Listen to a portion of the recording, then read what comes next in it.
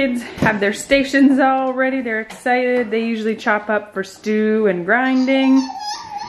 They've got the chopping boards and knives. That's annoying, Hamish.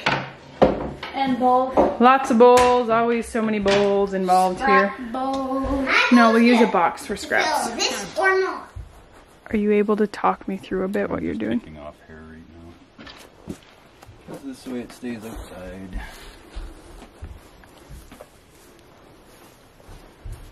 What I'm doing is pretty self-explanatory. Okay. When you talk, you need to talk louder.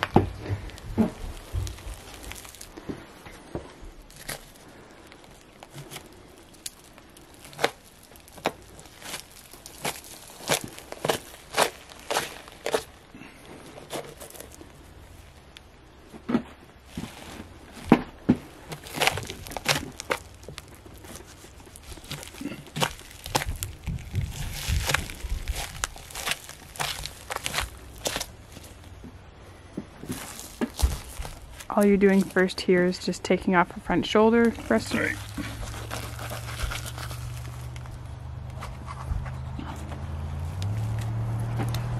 Start at the bottom and work your way to the top.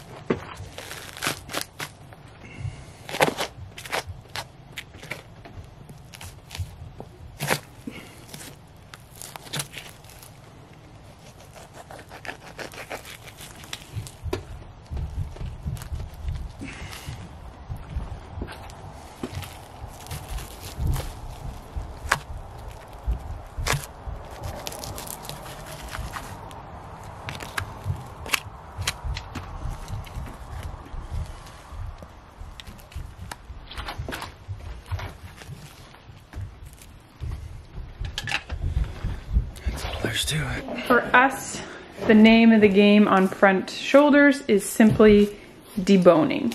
There isn't really anything big enough You can. to make roasts and steaks out of. We make it into stew and ground. Here's my box. Oh, you said you didn't want a box. We trim all the fat off because this fat is very waxy and has a really awful mouthfeel to it. So It's not like cow fat. it is not like cow or pig fat. It is so waxy. You can see how firm it is. Yes. We are not going to be doing any grinding today. We are just going to bag up the stuff for grinding to make sausage. We will be sausage making for our Insiders Club in December. We have beef from that bull we butchered, that young bull. We'll have venison, and we'll have bear that we're gonna make fresh sausage with all of them. Plus the other guy outside. Oh yeah, we have another steer outside too. 2 steers. Well, only one is ours, Mac. Okay, a kid's bowl. How we kind of work this here is we have, this bowl will be all for stew meat. There'll be a bowl of nicer cuts for me to cut into steaks and wrap. There'll be a bowl for bagging up for grinding. We have a box of scraps for going to the dogs and chickens. How about you pick that up instead of just throwing it around? The dog. I'm sure the cats would like it too. The dog. Sorry. The first bit kind of just takes a bit for Marius to get ahead of us, and then once he's going, we will all be full speed ahead. As you do this more times, you will figure out how you like to get all the meat off of here and how to most efficiently get off all the meat. But really just dive in and figure it out. The that can happen is you end up with more ground meat and stew meat than you intended, which is not a bad thing either. These front shoulders are very forgiving. Well, that's not a... That's the stew meat there. That's my stew meat. And you got stew meat there too? That's not this the piece. worst that could happen. Lose a finger. Okay, I mean when you're learning to cut up an animal, if you accidentally cut something up that really was supposed to be a roast or steaks, but just ends up being more You do jinx. stew or ground, it's not the end of the world. It's all still delicious. What did you do? Poked my finger. Okay, you're fine. Keep going. Jinxed it. Hamish got this cut, and he said this isn't stew meat. This would be a good steak. And since we're grilling tenderloins tonight, I said, well, why don't we try it kind of as a flank steak type thing? So let's get it marinating and we will grill it tonight. I said we're gonna grill it real quick and then slice it thin. So we're gonna see how it tastes. Maybe Hamish. This one I could turn it into like this. No, that's not quite the same. That's got lots of silver skin and sinew. But keep your eye out in there for any more chunks that look like this nice flat. No, it was already flat like this. No. I know it. That's just how it came off of the animal. At this point, Marius would normally just bring the whole thing in. But this is a very big deer and he doesn't think he could lift it. I can lift it, it's just not gonna fit on our counter. Okay, he can lift it. It just wouldn't fit on our counter. Apparently I shouldn't question his strength. So he's just gonna lower it down some.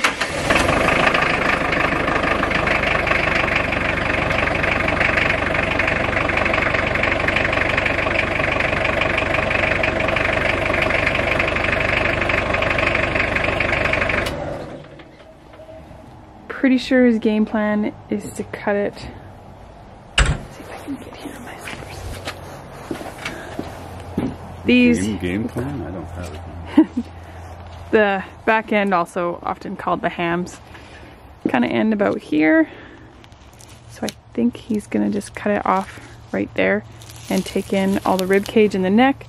The neck we save in big chunks for making pulled venison, like beef dip type thing. Oh, that makes me want beef dip. Am I in your way? Mm-hmm. The ribs we just debone, take out all the meat for grinding. There's not a lot on them, and we've never really liked the ribs from deer or moose.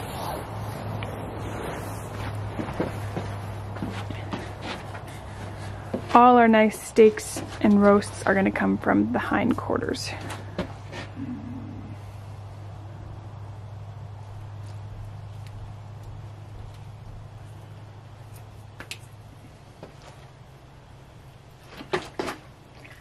So he's just cutting around the meat to get to the spine.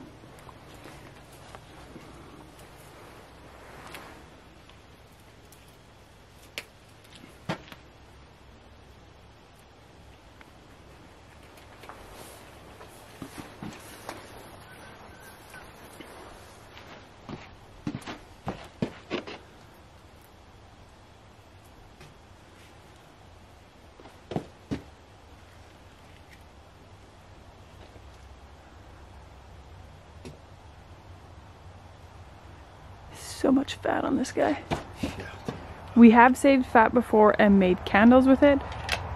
This time all the fat is gonna go to the chickens. They'll eat it all up and enjoy it. He's too fat to snap like that.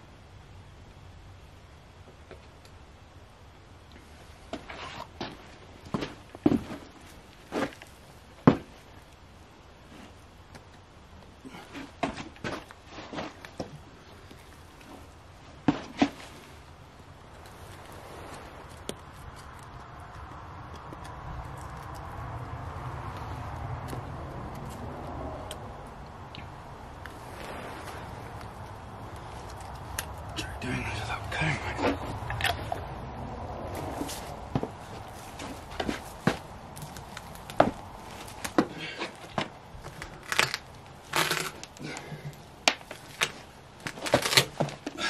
There you go. Inside we go. I'll get the door for you. Thank you. That is not a leg. Yeah, that's There's a leg. not even legs attached, and that's how big it is. That's a body. Yeah, that's huge. Oh, that's a leg. No, that one's a leg. So, sir, what is your game plan for this part? Cut the meat off the bone. Okay. A bit more than that. I don't know. Back straps? Start cleaning it up first. No. Take the meat out of the bone and cut it up. Start taking it down by the layers until I get to where I want to be. Look at this tiny. No. So the neck to about here probably will just be big chunks. We'll do like 3 to 5 pound hunks of meat.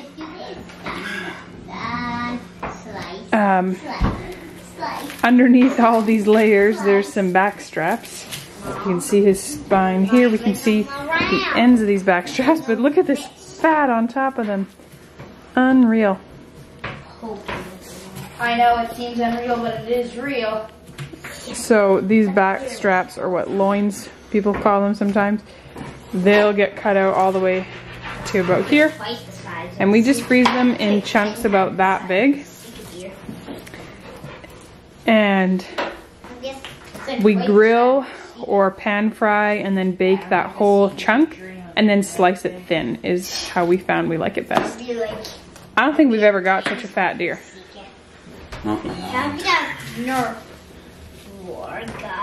Marius neck shot this bad boy. And you can see where there's some bloodshot and such in there.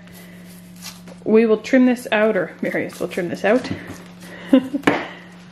This is great dog food, cat food, chicken food, pig food. You don't need to throw it out. All these scraps are going to animals. Think you got them good enough? I think so. What do you think?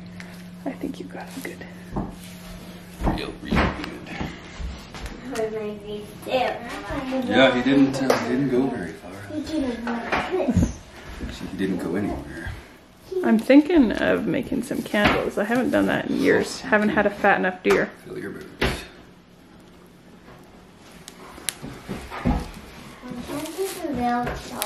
These neck chunks here, I kind of cut them up a bit smaller. I find it easier, especially if you're going to brown them before you cook them. Easier to cook. They don't take as long then if they're smaller chunks versus one big chunk. And I'll just do a few of these in each package. As the chances of us having more than one deer in the freezer this year are very slim, I'm not labeling it as a specific deer, just venison, neck, stew, that flank steak sort of thing. Kids are still working on stuff. They've gone to try and find their knife sharpener, which they lost because we could really use sharpening right now. You're starting to be able to see the back straps here nicely. Marius was trimming up this hunk of fat for me for making candles. Now that he's pulled the outer layers off, it's backstrap time.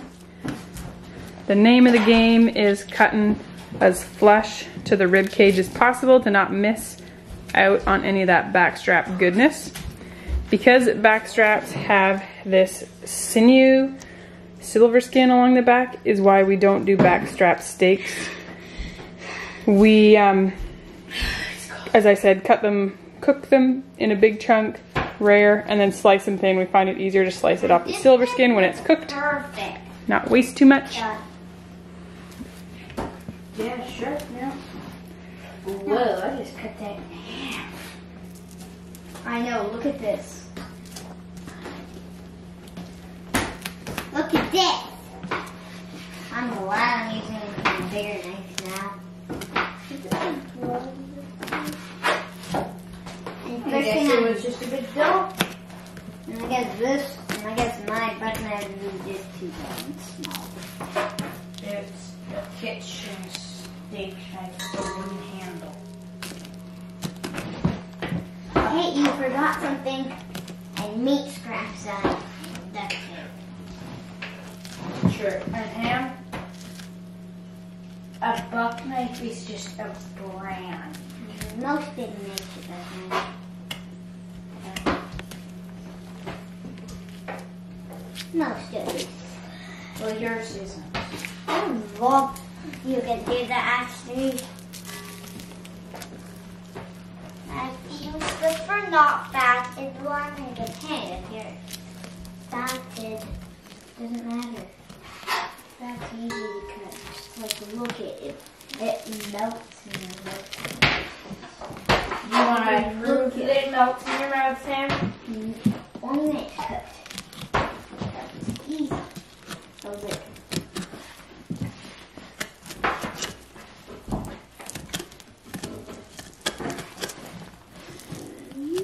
That's a big blood vessel.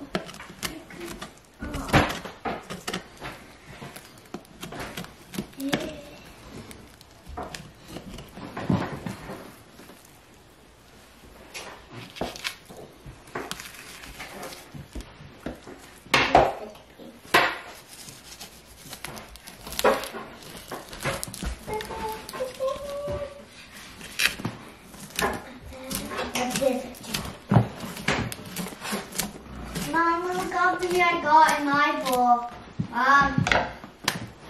That wasn't all you. That's the back strap. Backstrap. Whoa. That's only one? The back strap closest to the neck is the toughest. So now I can't remember which end is which. Yes. Neck? Yep. So I'll label this section as back strap closest to the neck because this will not be as tender. These will be our melt in the mouth. This will be delicious, but not as melt in your mouth. And that's the beauty of butchering yourself, is you get to learn these things and label it as such. You know, when you put a roast in the freezer, you can kind of label it a bit more detailed if you want.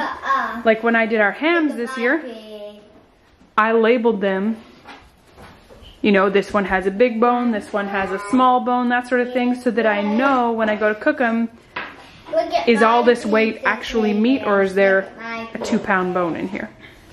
Look at my pieces, Hamish. Freya, keep going.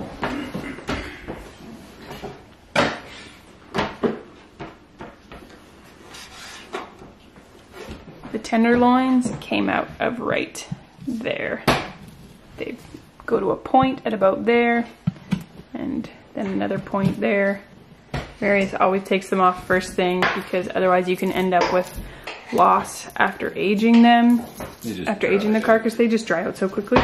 It's best to just pull them off right away and enjoy those babies right away. I put them in the fridge. Yeah. The plan is to bacon wrap them for dinner. Although they're so tender, they don't even need bacon. Everything. I don't know how well you can tell, but this actually has marbling to it. And it's not very often where we live, or where we used to live, that you would get a deer that had marbling like these. We just had a pizza break lunch. Marius just finished this. Yeah, that's good, Mac. Mac is cutting up some fat into smaller pieces to bag up. It is beautifully snowing outside. It's hard to tell, but it is. Yeah, if it keeps up. Beautiful, isn't it, Marius? Yeah, you can take it.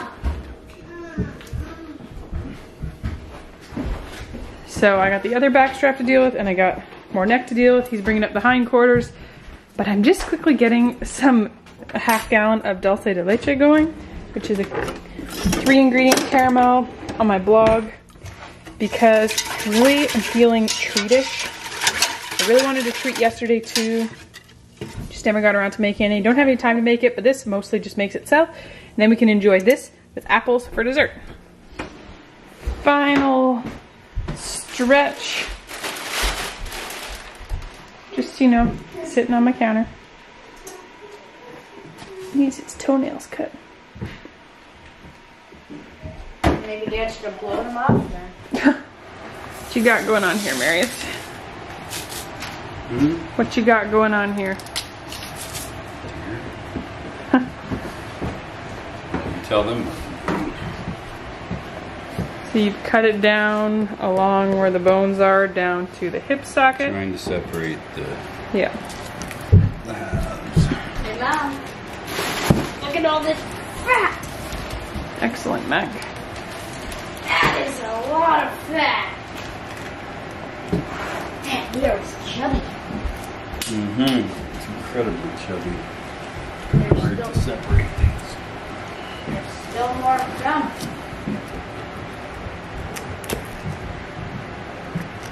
Mom told you that's some stuff of it. I boiled over my dulce de leche because I wasn't paying attention. Here's my pasta.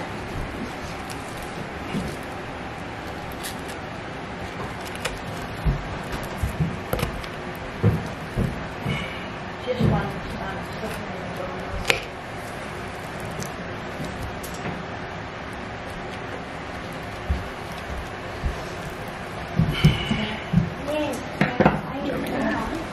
Want me to help here? No.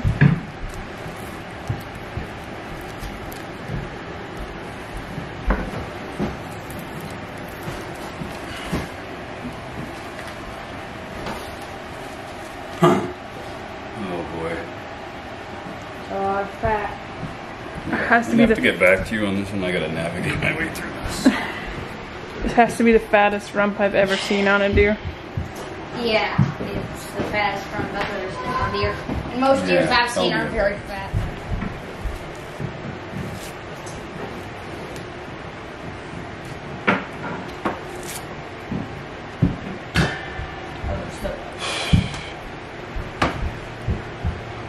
Where to start?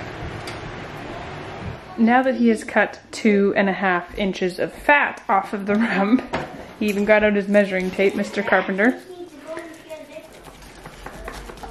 You can cut through to that bone on this side. Look at this, Mom. Oh, look at this. Jeez. Guys, this is the biggest poop ever. Hamish and Freya are currently changing Rowan's diaper in the other room. And there's a poop ball. We got poop balls. There we go. Anyone want chicken legs? Oh, I should get some paper towel, wipe that off. Yes. The pelvis was really meaty, so we bagged it up. It's gonna be a Christmas present for the dog. So here is the, just leave it guys, the inner thigh you're looking at here. Freya, be quiet please. There's kind of a line here that you see. Called its leg bone. I know, but you can kind of see before you cut that it kind of runs in line to the knee. Our style of butchering is whole muscle butchering, so he's just separating whole muscle groups here.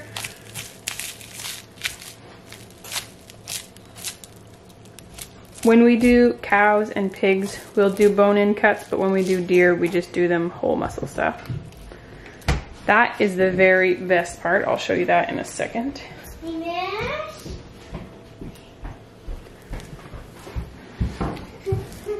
On a smaller animal, we would take it off the whole leg bone in one shot and then cut it apart. But this is bigger, so it's one muscle at a time.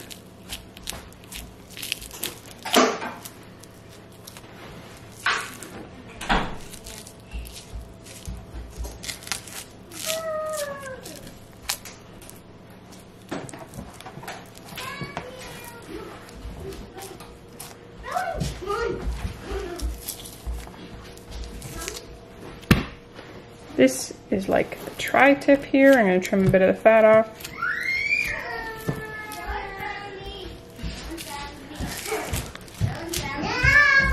You have to count. this be for stew? Nope. That's not fair! That's not fair! That's for the barbecue. Mule! Come on! Mule, move faster! Move faster!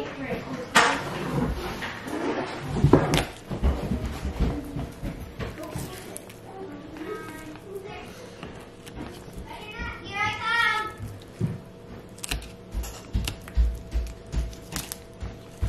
Beep. Make a beep.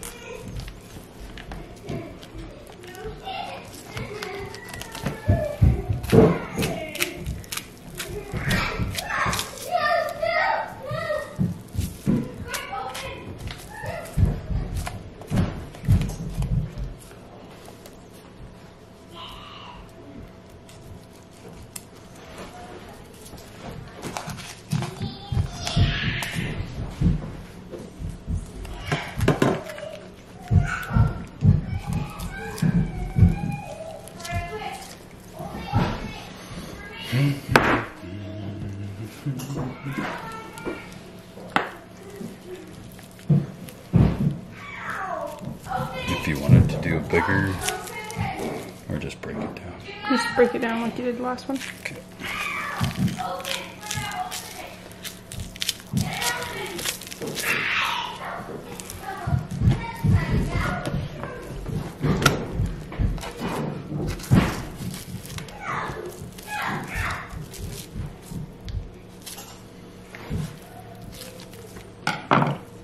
Make that noise.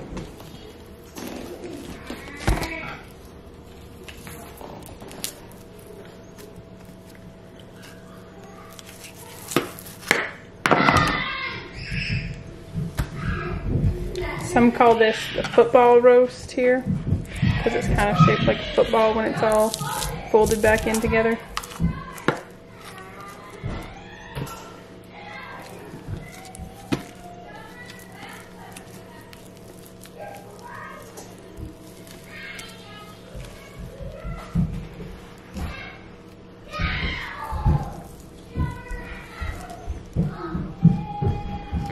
On smaller animals, some of these things, just leave that together there. Like this wouldn't be so much a thing on a smaller animal.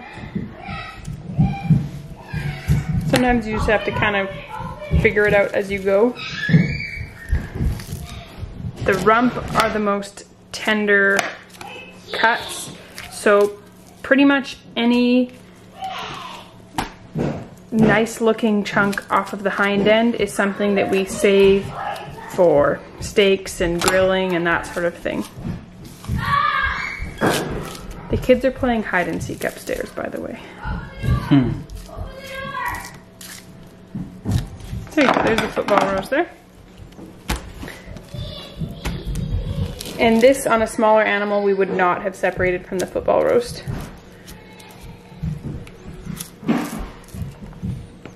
More fat.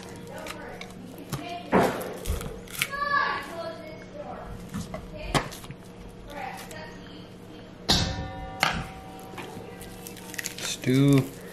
So this one, on the other one, I kind of just trimmed this chunk down and kept it as something that I'm going to grill kind of like a flank steak. So I'm gonna keep this. I have another one here for grilling like a flank steak. This football roast is going to become braising steaks. I cut it up into steaks, which is what is going on here, these nice big braising steaks. This tri-tip will just get trimmed up and wrapped as is to be grilled and sliced. This one, I'll first trim this end flat and then cut up, and these are all these marvelous huge steaks here. This is all this. This one is gonna get wrapped like a tri-tip. This one I will trim kind of about here and about here, and then this will all get cut into all these steaks. And I did these as a lot skinnier steaks, lots of little quick fry steaks there. And then what he's cutting off of the calf right now, sometimes it's small on a small animal and it's just gonna be grinding or stew meat, but it was big enough that I made these little braising steaks and they will be marvelous.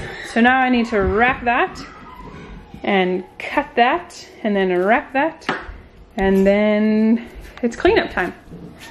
Hooray! So I've got a bunch of small steaks here. I'm gonna do these in 2 different rounds, I think. So I've got 3, 6, 8. Put them in the corner. Actually do them this way, works better.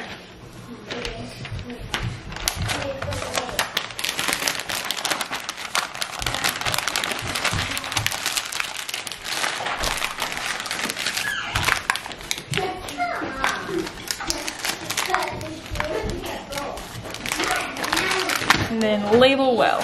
8 small Ben steaks, 20. Same with this one. How many are here? 4, 7 here.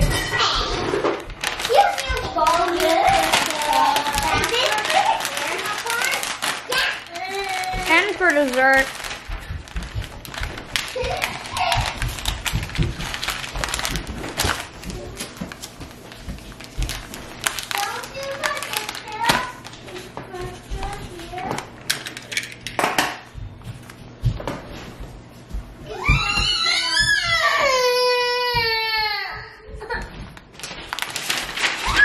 Should I turn it off? This chunk here looks kind of ugly to start, but it's okay. We will make this pretty.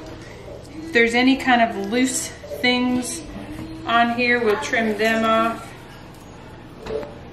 And then what I want to do is I want to cut as little as possible off the front before I'm starting into steaks. Why are you back there? So they can see your whole body. Matt, come here. They need to see this. So I want to trim as little as possible to be into steaks. These are going to be smaller steaks, but actually there's kind of this chunk on top of here that needs to be trimmed off. So make excellent stew or grinding meat here.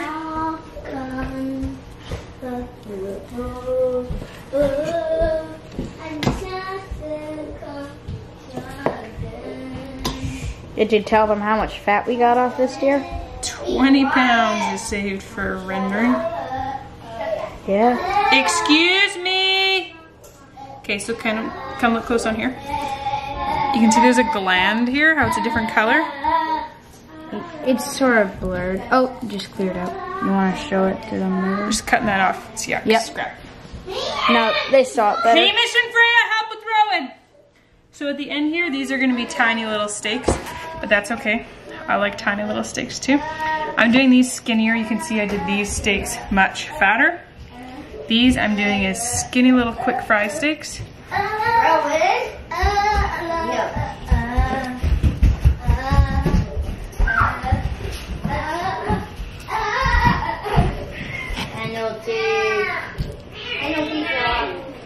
These ones are getting to be some nicer sized steaks. Freya, that's a very annoying noise. Please continue working on tidying up. We're watching Rowan. Yeah, and you can tidy up while you're doing that. No. Yes, you can. There's 2 of you.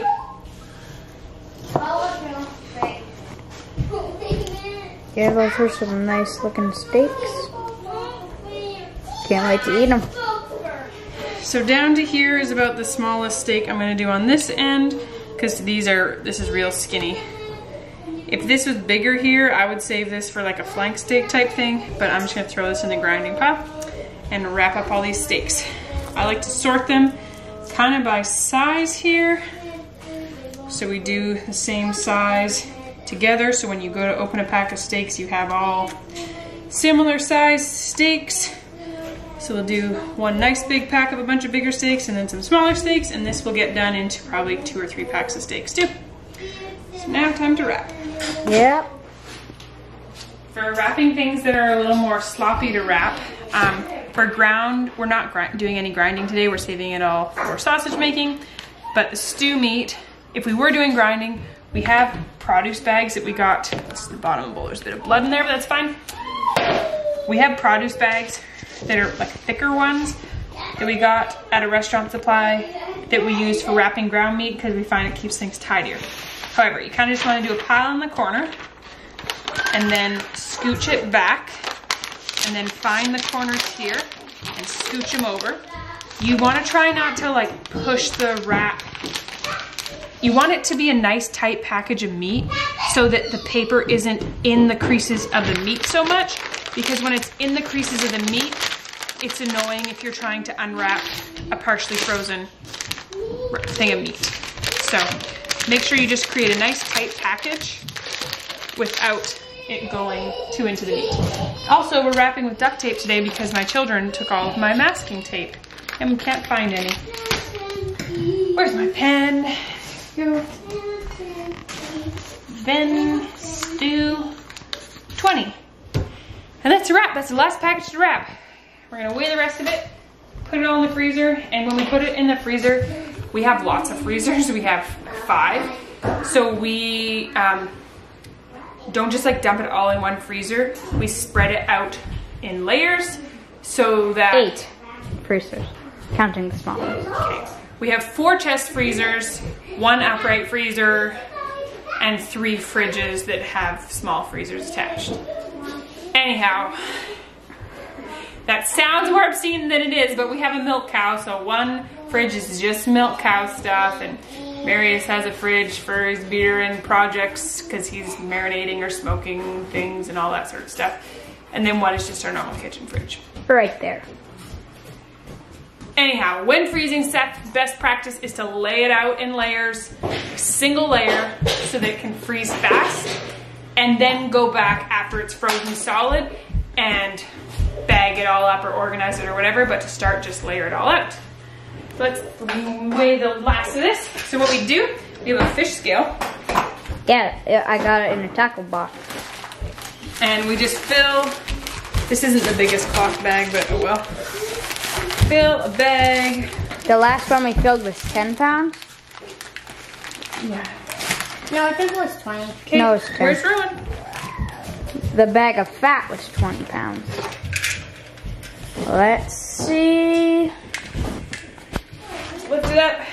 This one's 10 pounds as well.